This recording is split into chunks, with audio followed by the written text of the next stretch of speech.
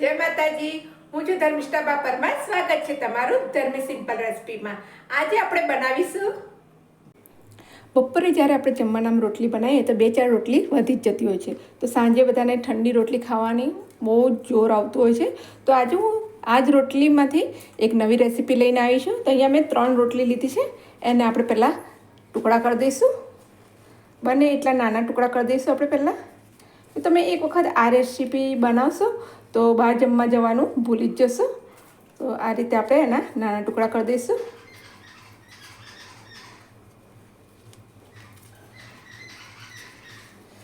આ રીતે એના ટુકડા કરી દીધા છે. હવે એક મિક્સર જાર લઈશું. એમાં આ બધા રોટલીના ટુકડા એડ કરી દઈશું. અને આને બને એટલું આપણે ઘીનો પાવડર તૈયાર કરી દઈશું. તો આ મેં બને એટલો ઘીનો પાવડર જેવું તૈયાર કરી દીધું છે. હવે આને આપણે એક બાઉલમાં કાઢી લઈશું.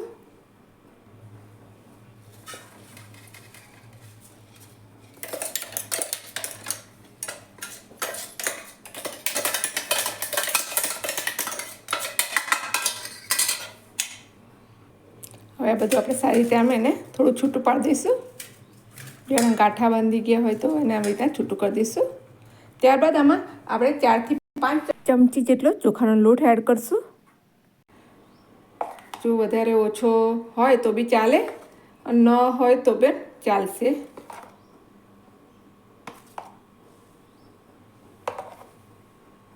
ત્યારબાદ આમાં આપણે 3 થી 4 ચમચી જેટલો સોજી એડ કરશું. જો ચોખાનો લોટ ન હોય તો તમે એકલો સોજી પણ એડ કરી શકો છો. અહીં મેં 3 ચમચી જેટલો સોજી લીધો છે. ત્યારબાદ સ્વાદ મુજબ મીઠું એડ કરી દઈશું. બસ આટલી જ વસ્તુ આપણે એડ કરવાની છે. અને આને બધું સારી રીતે મિક્સ કરી એનો લોટ બાંધી દેવાનો છે આપણે. થોડું થોડું પાણી એડ કરતા જઈને એને આપણે બહુ કઠણ નહીં અને બહુ નરમ નહીં એવો લોટ બાંધવાનો છે.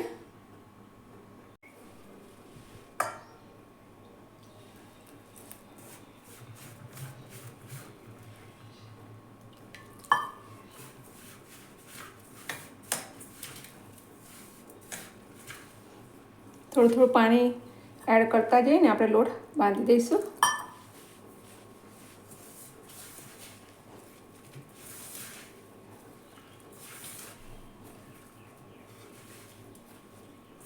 એકદમ સિમ્પલ રીત છે અને એકદમ ટેસ્ટી એવી આ રેસીપી બનીને તૈયાર થશે. એક વખત બનાવશો તો વારે ઘડી તમે આ રેસીપી બનાવતા જ રહેશો.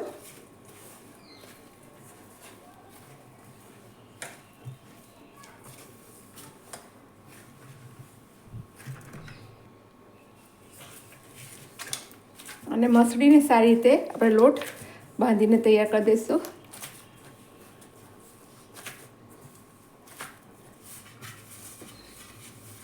તો આ વાતનું ખાસ ધ્યાન રાખવાનું છે કે લોટ એકદમ ઢીલો પણ ના થઈ જવો જોઈએ અને બહુ કઠણ પણ ના રહેવો જોઈએ. એવો નરમ અને ફફી ટાઈપનો લોટ આપણે બાંધીને તૈયાર રાખવાનો છે.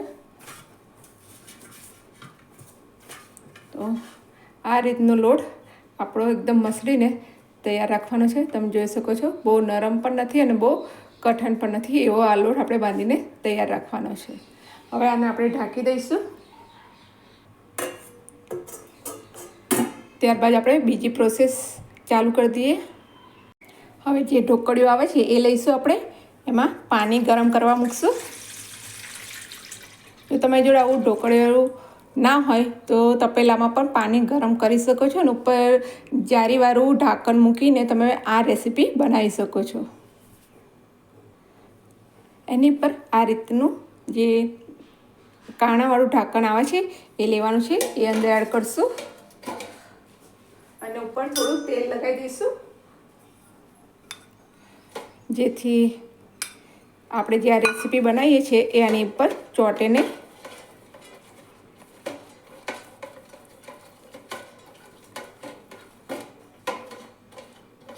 આ રીતે આપણે તેલ લગાવી દઈશું અને ઢાંકીને પાણી ગરમ થવા દઈશું. હવે આપણે જે પિત્તળનો જે સંચો આવે છે એ લેવાનો છે તેમાં કેટલી 3-4 પ્રકારની જારી આવે છે. એમાંથી આપણે જે એક મોટી સાઇઝની જારી હોય એ લેવાની છે. તો અહીંયા મેં આ મોટી સાઇઝની જારી લીધી છે. એને આપણે આ સંચાની અંદર એડ કરીશું અને સંચાની આજુબાજુ તેલ લગાવી દઈશું, જેથી આપણો લોટ અંદર એડ કરીશું એ ચીપકે નહીં.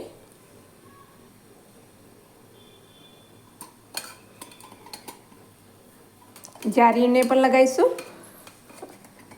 અને આજુબાજુ ગ્લાસને પણ લગાવી દઈશું. સંચાને ત્યારબાદ આને નીચે બી લગાવી દઈશું.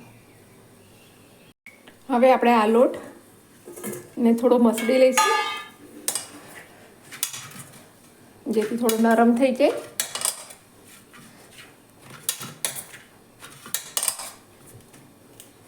અને એને સંચાની અંદર ભરવાનું છે તે પ્રમાણેનો એનો આકાર આપી દઈશું.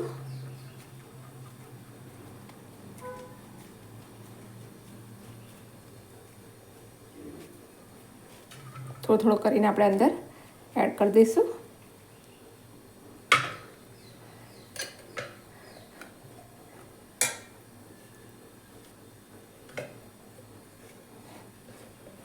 અને થોડો દબાઈને આપણે લોટ અંદર ભરી દઈશું. ત્યારબાદ એને આ ઢાંકણ રાખી દઈશું.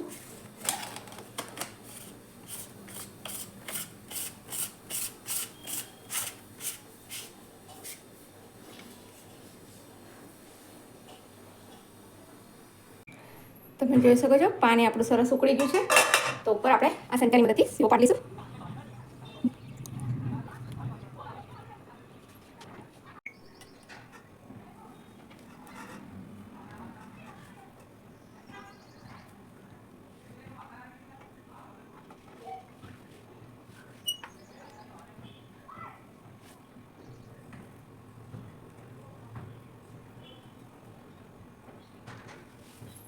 હવે આને આપણે ઢાંકીને 2 થી 3 મિનિટ સુધી થવા દઈશું. 2 થી 3 મિનિટ જેવું થઈ ગયું છે. તો આપણી આ સેવ બફાઈને તૈયાર થઈ ગઈ છે. તો આને આપણે થોડી વાર ઠંડી પડવા દઈશું. તો હવે આ આપણી સેવ ઓલમોસ્ટ તૈયાર થઈ ગઈ છે અને આસાનીથી પણ નીકળી જાય છે. તો હવે આપણે આગળની પ્રોસેસ ચાલુ કરશું. અહીં મેં એક નાની ડુંગળી સમારીને લીધી છે. 2 થી 3 જેવા લસણની કળીઓ જે મોટી મોટી સાઇઝની હતી એને મેં ઝીણી સમારી લીધી છે. કેપ્સિકમ લીધું છે અને ટામેટાની સ્લાઇસ કરીને લીધી છે. જો આમાંથી તમે જો કોઈ પણ વસ્તુ ન હોય, એકાદ વસ્તુ, તો પણ ચાલી શકે છે. હવે આપણે એક કઢાઈ લઈશું. એમાં 1 ચમચા જેટલું તેલ એડ કરશું. તેલ ગરમ થાય એટલે અંદર જીરું એડ કરશું આપણે. અને જીરું સેજ સાતડે એટલે આપણે અંદર લસણ એડ કરી દઈશું. ત્યારબાદ ડુંગળી હતી એ એડ કરશું અને બધું સારી રીતે સાતરી લઈશું.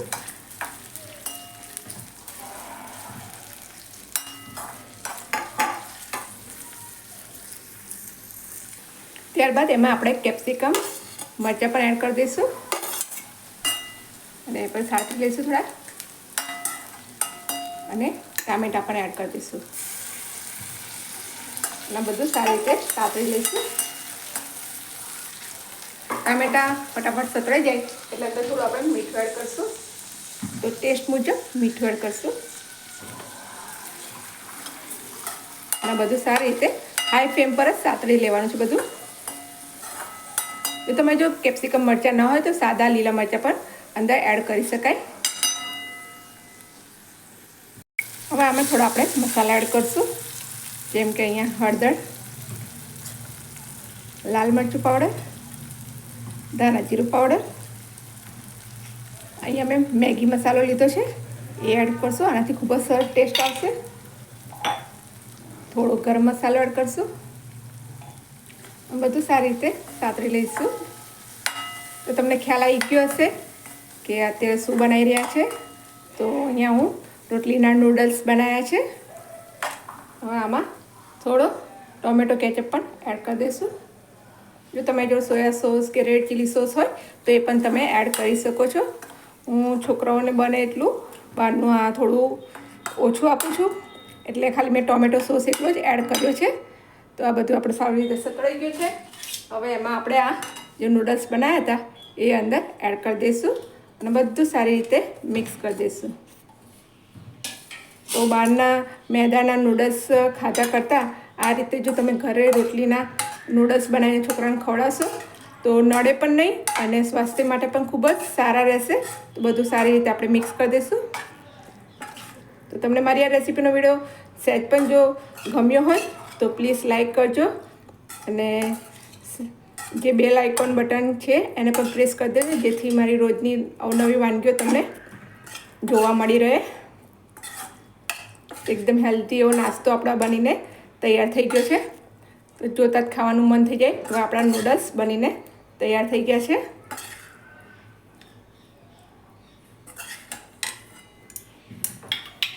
જો તમે જોઈ શકો છો.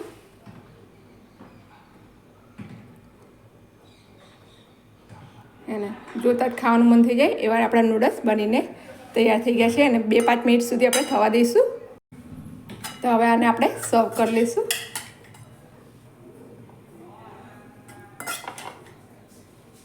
જો આ રીતે તમે નૂડલ્સ છોકરાને બનાવીને આપશો તો છોકરા ખાતા જ રહી જશે.